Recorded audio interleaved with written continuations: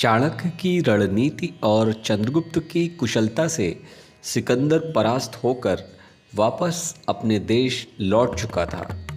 सिकंदर की मृत्यु के बाद उसका सेनापति सेल्यूकस राजगद्दी पर बैठा।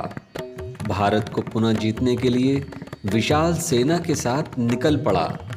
भारत पिछली बार से अधिक समृद्ध और शक्तिशाली हो चुका था, क्योंकि यहाँ चंद्रगुप्त मगध के सिंहासन पर आचार्य चाणक्य की छत्र छाया में राज कर रहा था। चंद्रगुप्त ने व्यास नदी के पार ही यमन की सेना को कुचल डाला।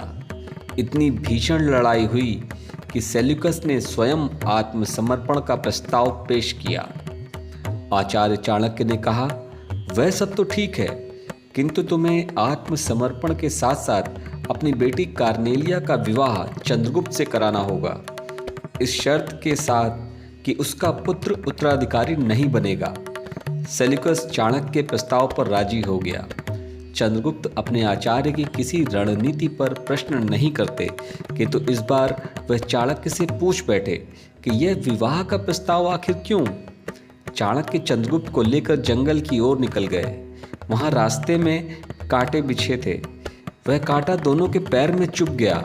चंद्रगुप्त ने नीचे देखा तो कांटे की एक जंगली बेल चारों ओर फैली हुई थी। चंद्रगुप्त ने तलवार निकाली और उस बेल को उखाड़ फेंकने के लिए आगे बढ़े।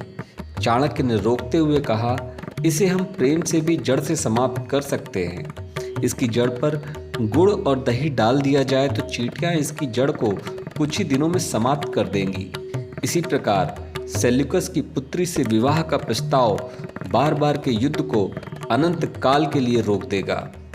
वह फिर कभी लौटकर अपनी बेटी के ससुराल युद्ध करने नहीं आएगा। शत्रु को रणनीति से हराया जा सकता है। शत्रुता को जड़ से समाप्त करने के लिए प्रेम का मजबूत बंधन होना चाहिए। दूरगामी परिणाम पर विचार करते हुए कार्य करना चाहिए।